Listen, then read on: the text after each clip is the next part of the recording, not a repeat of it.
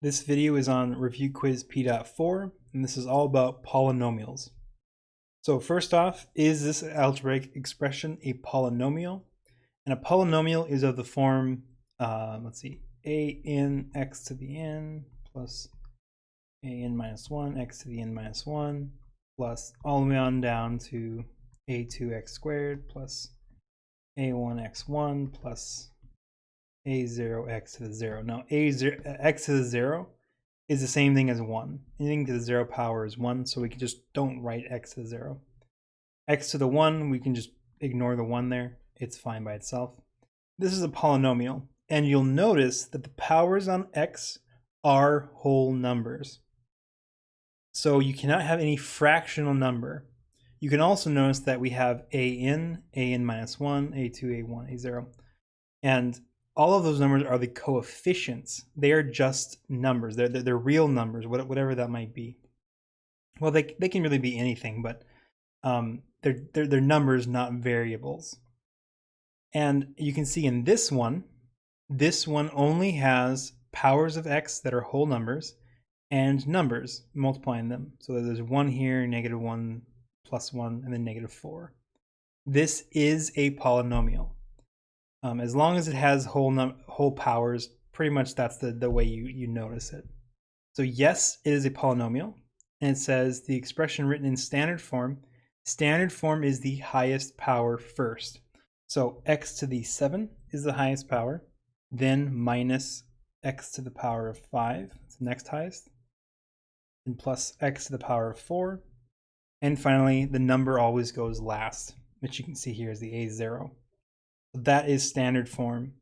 The reason why this is good is because the highest power is the degree, and the degree kind of dictates the behavior of this polynomial. The highest power is really the most important thing to understand the graph of it. Okay, we need to perform this operation and then write it in standard form and indicate the degree. So a couple of things we have to do here. First off, what we want to do is we want to get rid of these parentheses, because that way we can combine like terms. The first term here has nothing in front of it. Therefore, you can think of it as a plus 1. And if you distribute a +1, that doesn't change anything. So we can just drop the parentheses. The next one also has a plus in front of it, so I can drop those parentheses as well. They don't actually mean anything there. It's just to designate that thing's a polynomial. The last one, however, has a negative, and I have to distribute that into all the terms to get rid of the parentheses. So negative times x squared is negative x squared. Move over here a little bit. Negative times negative 6x is positive 6x, and negative times -1 is positive 1. Now I can combine like terms. 5x squared, 2x squared, negative x squared. Negative 7x, negative 5x, positive 6x. Negative 6, positive 7, and -1. So from the red, we have 5 plus 2 is 7, plus 6, or minus 1 is 6. We have 6x squared.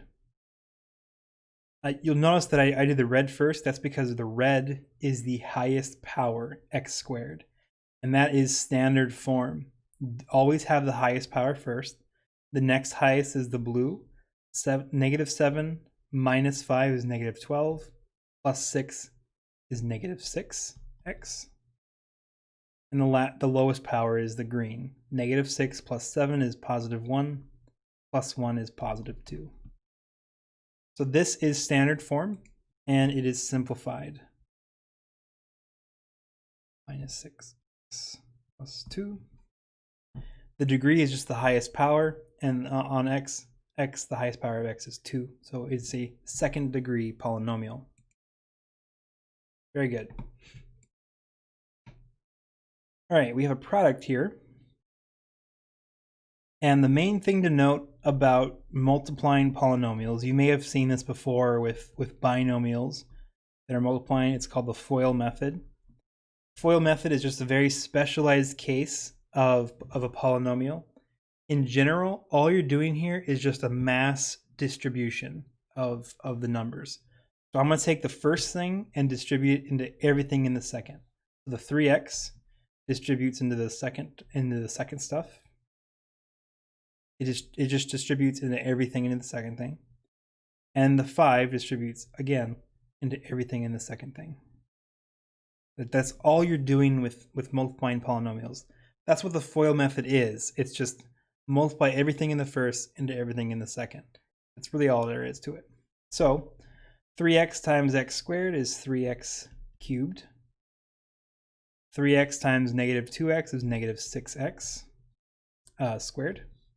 3x times 9 is positive 27x. Then that's done with the 3x. We did all three of them.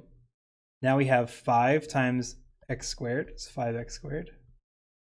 5 times negative 2 is negative 10x. And then 5 times 9 is 45. Now I can combine like terms. This is the highest term. It has no other like terms in it, so I'm going to write that first, the highest power term, I should say. Then we have the x squared terms. So we have negative 6 plus 5 is going to be negative 1x squared. Then we have x terms. 27 minus 10 is 17x. And finally, the 45 is by itself. Just a number by itself. So this is written in standard form. It didn't ask for that in the problem, but it's always good practice to write it from highest power of x to lowest power. Just good idea. Minus x squared, 17x, 45. And that's correct. All right, this is a binomial, and we have 5x plus 4 squared. This is the same thing as saying 5x plus 4 times 5x plus 4. There is a formula for this. I really don't see any point of memorizing it when you can just write it like this and then FOIL it. But FOILing is really just what I just showed you already. Distribute the 5 into both things, distribute the 4 into both things. And that's what FOILing is. So 5x times 5x is 25x squared. 5x times 4 is 20x. 4 times 5x is 20x. 4 times 4 is 16. These two are like terms, so combine them, giving us 40x. And this is in standard form, and it's the nicest way of writing that. So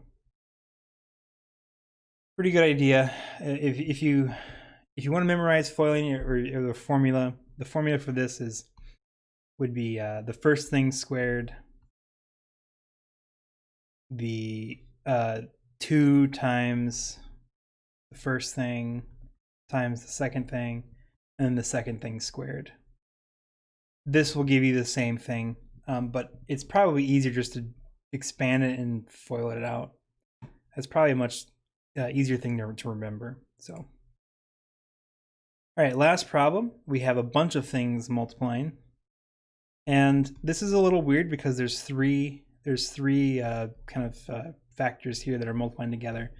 But the way you can handle this is just take it two factors at a time. So I'm going to ignore this last thing and just FOIL out this first thing. All right, 4x times 4x is 16x squared. 4x times negative 5 is negative 20x. 5 times 4x is positive 20x. And 5 times negative 5 is negative 25. I haven't touched the second thing yet, or I should say the last factor yet, so I'm just going to write that down again. I'm going to simplify this thing. These are like terms, and they're opposite signs, so they cancel, giving us 16x squared minus 25. And now you see that this is just, again, FOILing it out. So distribute the first two things, distribute into the second two things. Okay, 16 times 16, I actually don't know what that is. 256. X to the fourth. Then we have 16x squared times 25. I don't actually need to calculate this, but I'm going to do it anyway. 400. So it's going to be plus 400 x squared. Then negative 15 times, this is not 15, this is 25. Sorry about that. It was 25 before, I just wrote 15 instead. Negative 25 times 16 is going to be negative 400x squared. And negative 25 times 25, that's, I'm just going to use a calculator. 625, okay. I was thinking it was bigger than that, but. Okay, these are like terms, but they are the opposite signs, so they cancel. And this is what I get left. Interesting that we have 256 and 625. It's the same numbers. 256 x to the power of 4 minus 625. That's correct. Again, when you're doing problems like this where you have multiple factors multiplying, just take it 2 at a time and then simplify that down and then distribute the next thing. And that should work out nicely.